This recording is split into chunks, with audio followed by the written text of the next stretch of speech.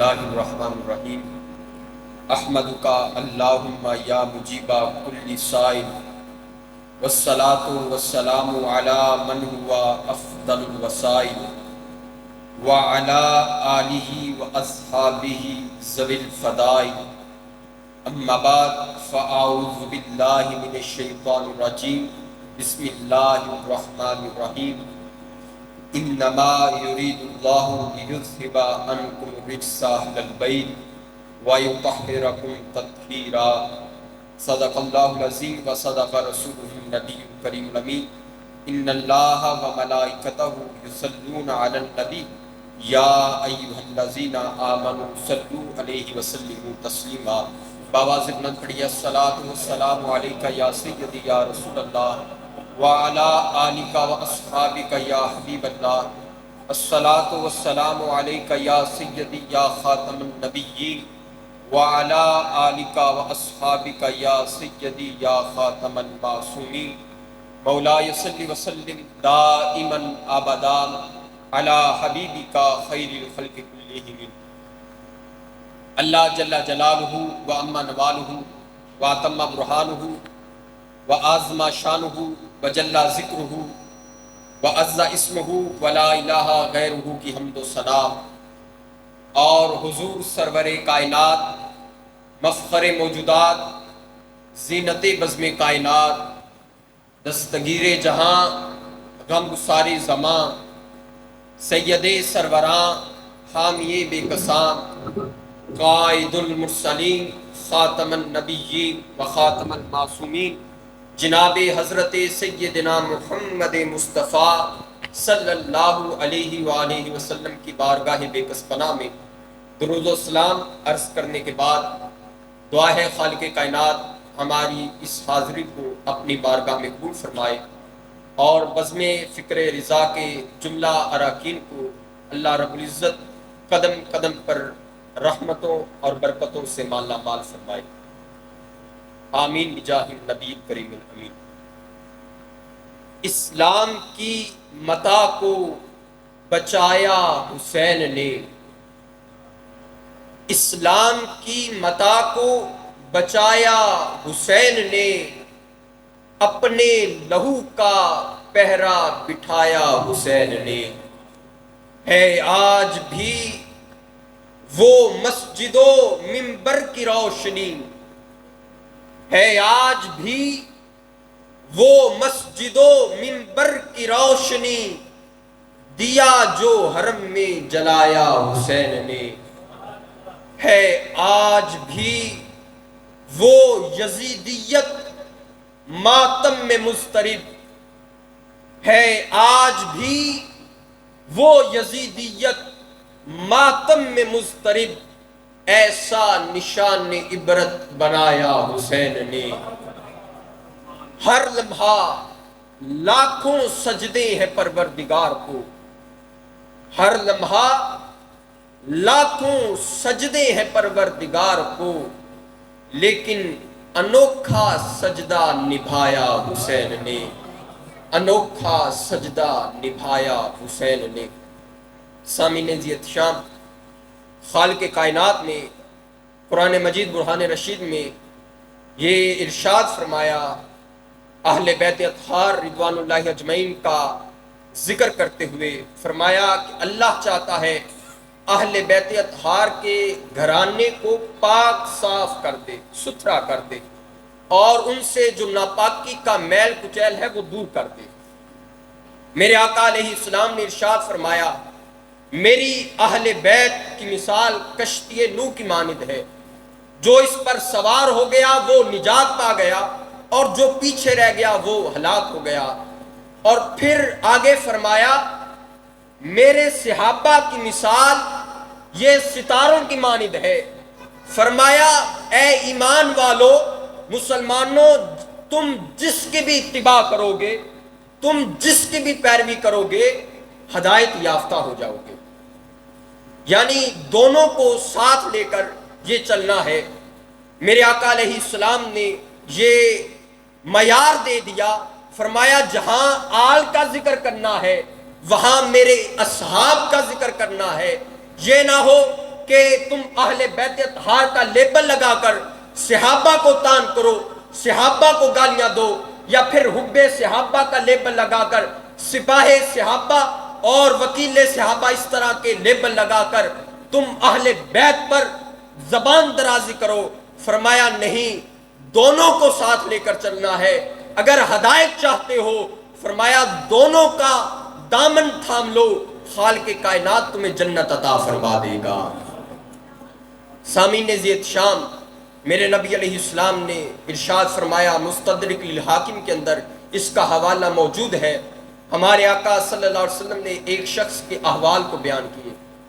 ایسا شخص جو عرب میں پہنچا، صرف عرب میں نہیں، عرب میں پھر حرم کی شان اونچی ہے، حرم میں پھر مسجد حرام کی شان اونچی ہے، مسجد حرام میں پھر خانہ کعبہ کی شان اونچی ہے، خانہ کعبہ میں پھر حجر اسود کی شان اونچی ہے۔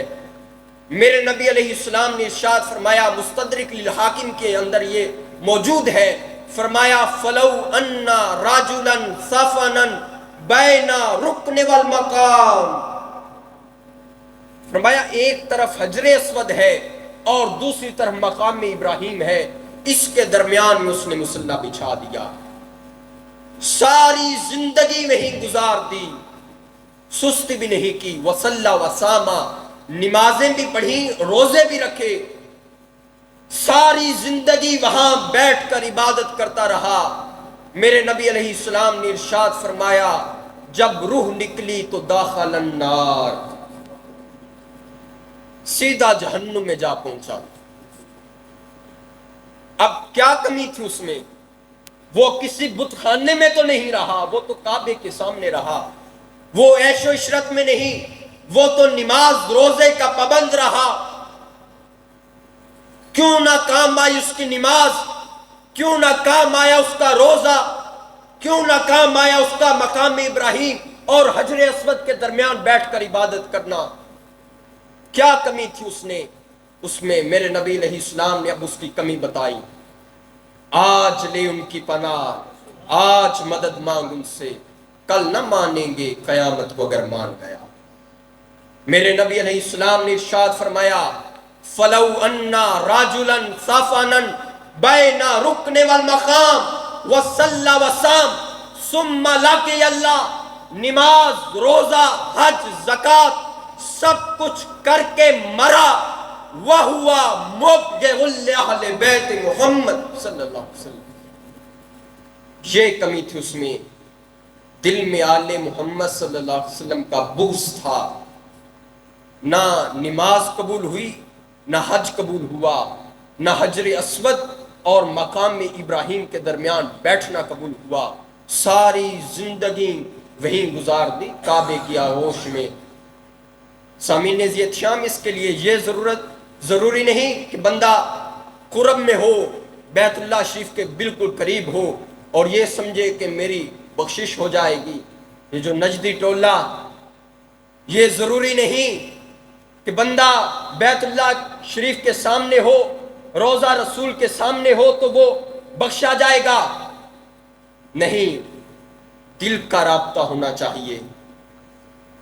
کیونکہ حدیث پاک ہے، حضرت معاذ رضی اللہ تعالی عنہ کو میرے آقا صلی اللہ علیہ وسلم جب رخصت کرنے لگے مدینہ منورہ سے تو انہیں سواری پر بٹھا کر خود سواری کی نکیل پکڑ لی۔ یہ سرکار دو عالم صلی اللہ علیہ وسلم کا دیکھیں کہ غلام کو سواری پر بٹھایا اور سواری کی نکیل اپنے ہاتھ میں پکڑی۔ مدینہ منورہ کے جب حدود سے باہر گزرے، آپ نے فرمایا، اے معاذ سنو، یہ تیری میری ہمیشہ کی جدائی کا وقت ہے، اے معاذ اس کے بعد ہماری ملاقات نہیں ہوگی، یہ میرا آخری وقت ہے، آخری سفر ہے۔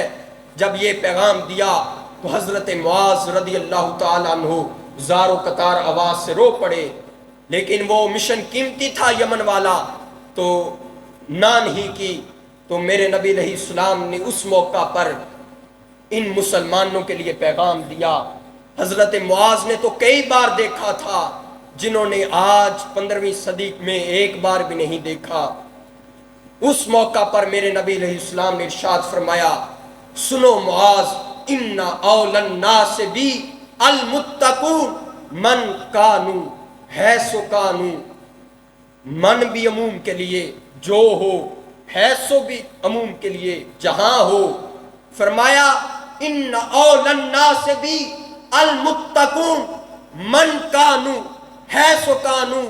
اے معاذ سنو، جو ہو جہاں ہو، وہ پہلی صدی کا ہو یا 15ویں صدی کا، وہ مدینہ منورہ میں ہو یا پھر پاکستان کی کسی دھرتی پر، ان اول الناس بی المتقون من کانو حیث کانو. اے معاذ جس کو بھی تقوی کی دولت نصیب ہے وہ جہاں بھی ہے میرے قریب ہے. اس کے لیے یہ نہیں ضروری کہ وہ بیت اللہ شریف کے سائے میں ہو، وہ جالی رسول کے سامنے ہو. فرمایا یہ جو رابطہ دل کا ہے یہ اگر مضبوط ہے تو خالق کائنات تمہیں اپنا قرب عطا فرما دے گا. سامعین جی احتشام مختصر، میرے نبی اکرم نور مجسم شفیع معظم صلی اللہ علیہ وسلم نے ارشاد فرمایا، الکامل میں یہ حدیث شریف موجود ہے، حضرت امام علی مقام امام حسین رضی اللہ تعالی عنہ نے کوفہ میں یہ خطبہ ارشاد فرمایا. الکامل کی 3 جلد میں یہ حدیث شریف موجود ہے. آپ نے فرمایا اے کوفے والو سنو، مجھے اور میرے بھائی حضرت امام حسن رضی اللہ تعالی عنہ کو میرے آقا صلی اللہ علیہ وسلم نے یہ ارشاد فرمایا تھا، انتما سیدہ شباب اہل الجنہ وقرۃ عین اہل السنہ. یہ الکامل کے اندر پوری ذمہ داری کے ساتھ سند کے ساتھ یہ حدیث موجود ہے، بیان کر رہا ہوں. الکامل کی 3 جلد کے اندر یہ خطبہ موجود ہے.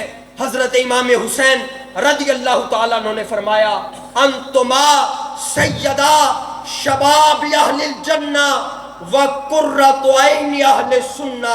اے حسن و حسین تم جنتی جوانوں کے سردار بھی ہو اور سنی کی آنکھ کی ٹھنڈک بھی ہو.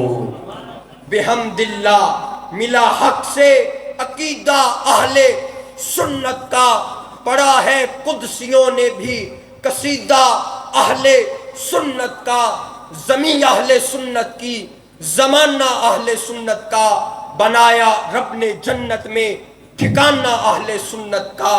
کسی کی ایب کی جانب نہیں اٹھتی نظر اپنی، خدا نے بھر دیا اتنا خزانہ اہل سنت کا.